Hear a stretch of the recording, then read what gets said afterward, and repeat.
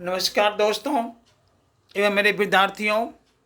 आज मैं आप लोगों के सामने विशेषकर वर्ग दसम के लिए कोर्स बी के लिए मुहावरा लेकर आए हैं। हमारे पास कुछ विद्यार्थी भी हैं।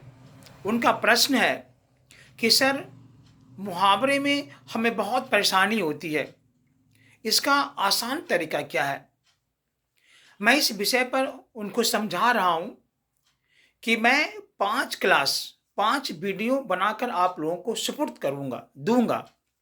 यदि आप उस वीडियो को अच्छे तरीके से मनन कर लें, तो 4 नंबर कोई आपको काट नहीं सकता है। आना ही आना है।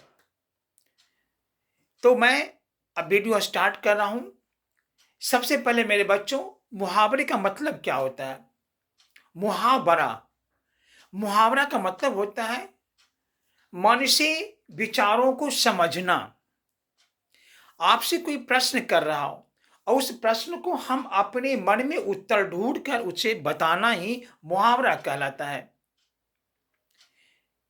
वर्ग दशा में मुहावरे का बहुत महत्व है, क्योंकि इसमें 2 तरह के प्रश्न आते हैं। मैं बहुत सारे मुहावरे को इकट्ठा किए हैं जो आपके सामने प्रस्तुत कर रहे हैं। जैसे सबसे पहला जो मुहावरा है, जो हमारे एक बच्चे अभी पूछे हैं, यहाँ बैठे हैं, उनका कहना है कि सर, गूलर का फूल होना। गूलर आप जानते हो, तो गूलर का फूल होना का सही मुहावरा क्या है? तो मैं आप लोगों से कहता हूं, आप इस मुहावरे का अर्थ समझिए, दुर्लभ होना। गूलर का फूल होना मुहावरे का अर्थ है दुर्लभ होना। जो आसानी से प्राप्त ना हो सके वह गूलर का फूल कहलाता है। जैसे अच्छे परीक्षा फल आसानी से प्राप्त नहीं होता, यानी अच्छी परीक्षा फल गूलर का फूल है, यानी दुर्लभ है। दुर्लभ इसलिए कहा गया है कि हम लोग परिश्रम से भागते हैं। परिश्रम करेंगे तो मेरे लिए सुलभ हो जाएगा। पहला मुहावरा है। चलिए, आपका क्या मुहावरा है? हाँ, उनका मुहावरा है कि अपना सा मुंह लेकर रह जाना। अपना सा मुंह लेकर रह जाना का मतलब होता है लज्जित होना। अपना सा मुंह लेकर रह जाना का मतलब होता है लज्जित होना। आप लोग उसे नोट कर लीजिए। मैं 2-3 बार रिवीजन कर रहा हूं, आप इसे नोट कर लीजिए। अपना सा मुंह लेकर रह जाना मतलब लज्जित हो जाना। विद्यार्थी का परीक्षा फल खराब आने के बाद विद्यार्थी अपनों के बीच क्या होते हैं? लज्जित हो जाते हैं। तो इसका मुहावरा क्या हुआ? अपना सा मुंह लेकर रह जाना।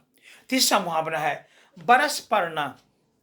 कुछ बच्चे हैं, उन्होंने पूछा है कि बरस पड़ना, सर बरस पड़ना का मतलब क्या हुआ? बारिश होना क्या?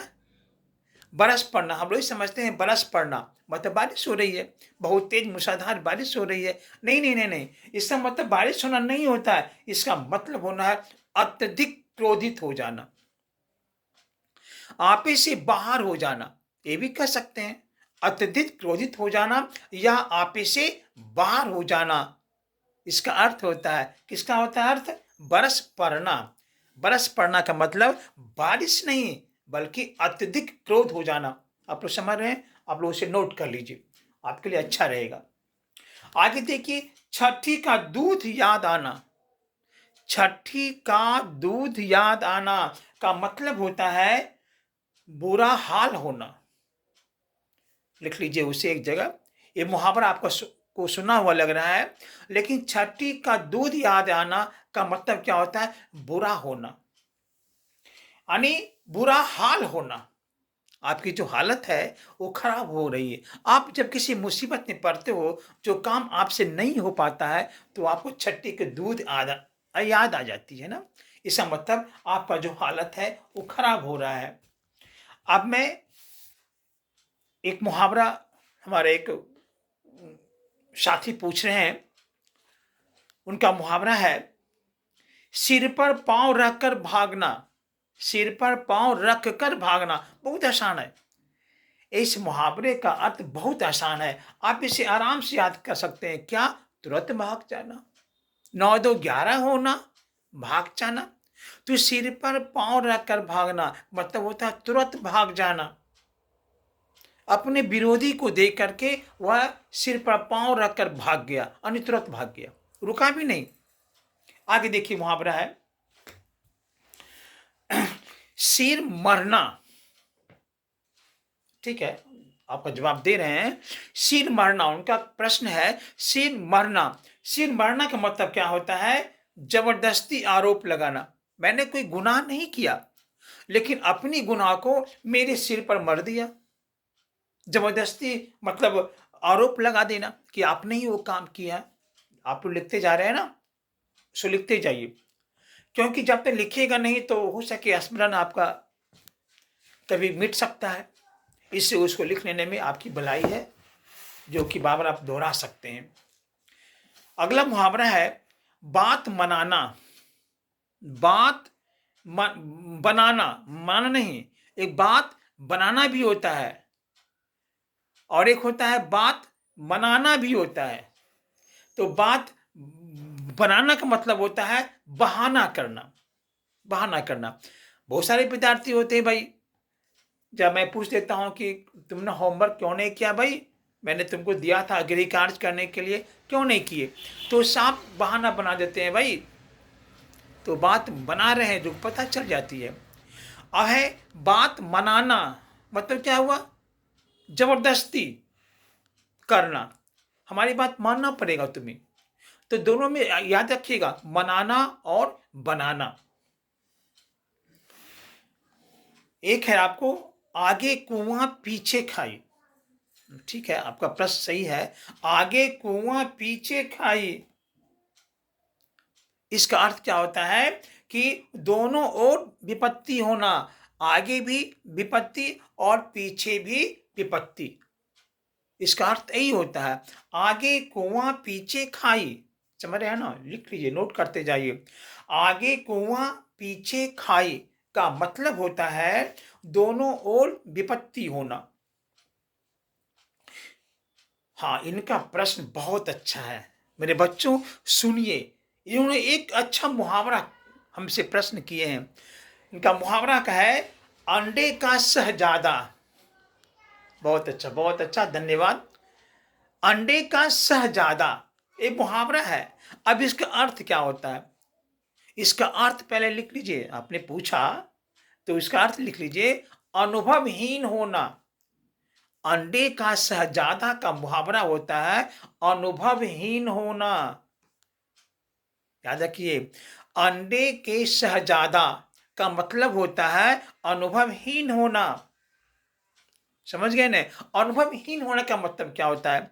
लोग, बहुत सारे ऐसे विद्यार्थी भी होते हैं, बहुत सारे ऐसे व्यक्ति होते हैं जो जानते नहीं, तुक्का मार देते हैं। सर मैं तो सब कुछ जानता हूँ, सर मैं सब कुछ जानता हूँ, प्रश्न तो कीजिए, मैं सब जवाब दूंगा। वैसे लोगों को कहते हैं अंडे का शहजादा। क्या कहते हैं उसको? अंडे का शहजादा होना। ऐसा मत बनिए, पहले किसी चीज की जानकारी ले लीजिए, इसके बाद बोलिए। तो समझ गए इसका अर्थ क्या हुआ? अनुभवहीन होना। चलिए, आपका प्रश्न क्या है? अच्छा ठीक है, चेहरे पर हवाइयां उड़ना। इनका प्रश्न है चेहरे पर हवाइयां उड़ना का मतलब क्या होता है? घबरा जाना। आप देखते हो ना वर्ग में, यदि कोई जो प्रश्न जो आप नहीं जानते हैं अचानक खड़ा कर देते हैं, उठो भाई जवाब दो, वो प्रश्न आपको पता नहीं है, याद रखिए आपका जो चेहरा है वो घबरा जाता है। आपको पता नहीं चलता है, लेकिन हमें दिख जाती है कि आप घबरा रहे हो भाई। तो इसका मुहावरा क्या होता है? चेहरे पर हवाइयां उड़ना, मतलब घबरा जाना। एक मुहावरा, हाँ बोलिए। हाथ डालना, हाँ, हाथ डालना का मतलब क्या होता है? हाथ डालना, अब हाथ डालना का सबसे पहले बहुत आसान इसका मुहावरा है। आप इसको 2-3 बार पहले पढ़िए। हाथ डालना, हाँ, शुरू करना। बहुत अच्छा जवाब है, शुरू करना। हाथ डालना का मतलब होता है शुरू करना। किसी काम की शुरुआत करते हैं तो हाथ डालना होता है। हाथ डालने का मतलब ये नहीं कि हाथ डाल ही रसगुल्ला खा लिया, इसका वो मतलब नहीं होता है। हाथ डालने का मतलब होता है किसी कार्य की शुरुआत करना। आज से मैंने प्रण कर लिया कि मैं मेहनत करूंगा। मैंने अपने काम में हाथ डालना शुरू कर दिया। हाथ बटाना भी होता है, हाथ डालना होता है, हाथ बटाना भी होता है, मतलब सहयोग करना होता है। हाथ बटाना का मतलब क्या होता है? सहयोग करना होता है। आप लोग सभी लिखते जाइए, लिखने से आपको स्मरण रहेगा। एक है, मुहावरा है, आग लगाकर तमाशा देखना। आप ही का प्रश्न है भाई, ऐसा काम नहीं कीजिएगा। प्रश्न तो है, लेकिन इसको व्यवहारिक जीवन में लाने का कोशिश नहीं करना है। आग लगाकर तमाशा देखना का मतलब होता है झगड़ा पैदा करके खुश होना। झगड़ा पैदा करके खुश होना, ऐसा काम कहीं भी व्यवहारिक जीवन में मत कीजिएगा। आग लगाकर तमाशा देखना का अर्थ होता है झगड़ा पैदा करके खुश होना। झगड़ा पैदा करके खुश होना। आग और फूल का बैर होना मेरे तरफ से मुहावरा है। आप तो पूछ रहे हैं, हमें भी तो पूछने दीजिए। मेरा मुहावरा है, आग और फूल का बैर होना। आग और फूल का बैर होना, बताइए इस मुहावरे का अर्थ क्या होता है? मैंने तो आपका प्रश्न का जवाब दिया, अब आपको भी तो प्रश्न का जवाब देना चाहिए। अच्छा, मेरा प्रश्न है, आग और फूल का बैर होना, याद रखिए, स्वाभाविक शत्रुता होना। आग और फूल का बैर होना मतलब क्या है? स्वाभाविक शत्रुता होना। स्वाभाविक शत्रुता होना। आप देखते हो, एक बच्चा जब पढ़ने में आगे हो जाता है तो पीछे वाला बच्चा के मन में लगता है, अरे कैसे आगे हो गया भाई। ये स्वभाव से, ये प्राकृतिक नियम है कि दूसरे के बीच वैमनस्य हो ही जाता है, शत्रुता हो ही जाती है। लेकिन वो शत्रुता आगे बढ़ने का है, याद रखने इस बात को। इसलिए आग और फूल का बैर होना स्वाभाविक है, क्योंकि फूल आग में जाएगा, जल जाएगा, और जो काम फूल का है वो काम आग का हो नहीं सकता है। तो दोनों का क्या है? स्वाभाविक बैर है, दुश्मनी है। इससे मुहावरा का अर्थ क्या हो गया? स्वाभाविक शत्रुता होना। अब मैं एक मुहावरा खोज कर ला रहा हूं, अब जरा इस पर अपना विचार कीजिए मेरे बच्चों। आप भी सुन रहे होंगे तो कमेंट करने का कोशिश जरूर कीजिएगा कि आपको ये मुहावरा का क्लास कैसा लगा। अब मैं एक मुहावरा चुन कर ला रहा हूं, देखिए अब कहां से मुहावरा मैं लाया हूं। घड़ी में तोला, घड़ी में मासा। घड़ी में तोला, घड़ी में मासा। वो घड़ी हाथ वाली घड़ी नहीं है, वो घड़ी होता है समय। मैंने क्लास में बताया था आप लोगों को कि मुहावरा को 2-3 बार पढ़िए ना, और मनन कीजिए, चिंतन कीजिए। आप देखिएगा कुछ न कुछ अर्थ आपके दिमाग में जरूर आएगा। अब देखिए, घड़ी में तोला और घड़ी में मासा, पहले इसका अर्थ समझ लीजिए। इसका अर्थ होता है जरा सी बात पर खुश और नाराज होना। जरा सी बात पर खुश और नाराज होना, एकदम लिख लीजिए, बहुत अच्छी मुहावरा है, 2-3 बार बोर्ड में पूछा जा चुका है। घड़ी में तोला, घड़ी में मासा का अर्थ होता है जरा सी बात पर खुश और नाराज होना। हम लोग तो वर्ग में देखते हैं, थोड़ी सी बात किसी बच्चे के बारे में बोल दिए, खुश भी हो गए, और उसके विपरीत बोल दिए, चेहरा लटक गया, नाखुश भी हो गए। तो उसका मुहावरा क्या निकला? घड़ी में तोला और घड़ी में मासा, मतलब जरा सी बात पर खुश और नाराज होना। ऐसा काम मत कीजिएगा भाई। हाँ, अभी और है, मैं एक मुहावरा और आप लोगों के सामने हम दे रहा हूं। भारे का टट्टू, बहुत आसान मुहावरा है, बताइए। नहीं नहीं नहीं नहीं नहीं, भारे का टट्टू होना का मतलब क्या होता है? पैसे लेकर काम करने वाला भाई। आप उस व्यक्ति को पैसे दे दो ना, वो सारा काम कर देगा आपका। तो उसका मुहावरा क्या हो गया? भारे का टट्टू है, हम लोग बोलचाल की भाषा में भी कहते हैं, अरे यार वो तो आदमी भारे का टट्टू है, उसे पैसा दो ना, कुछ खिला दो ना, सारा काम कर देगा। तो यहाँ पर सटीक मुहावरा क्या हुआ? भारे का टट्टू होना का अर्थ क्या हो गया? पैसे लेकर काम करना। मैंने एक मुहावरा फिर चुन कर लाया हूं, आप जरूर कमेंट कीजिएगा 10वीं वर्ग के बच्चे कि मुहावरा आपको कैसा लगा। एक मुहावरा मैं लाया हूँ, जूतियों में दाल बाँटना। वो दाल बाँटना मतलब वो खाने के लिए दाल नहीं, वो दाल कहाँ बँट रहा है भाई? जूतियों में दाल बाँटना। जूतियों, जूतियों समझते हैं ना? हाँ, जूतियों में दाल बाँटना का मतलब क्या होता है? इसका मतलब होता है लड़ाई झगड़ा हो जाना। मतलब क्या हुआ? जूतियों में दाल बाँटना, लिख लीजिए। जूतियों में दाल बाँटना का मतलब होता है लड़ाई झगड़ा हो जाना। इसके मतलब समकक्ष एक मुहावरा और है, वो क्या है? जूतियाँ या जूते चाटना, सबको पता है।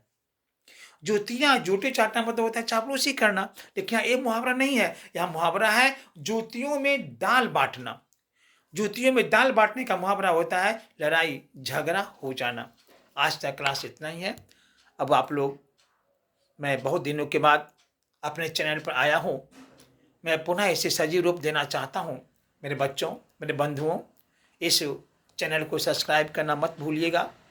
अधिक से अधिक इसे लाइक कीजिए और अपने साथ अपने लोगों को भी इस मुहावरे का लाभान्वित करवाइए, जिसमें आपका भी सहयोग हमारे लिए बहुत महत्वपूर्ण है। धन्यवाद।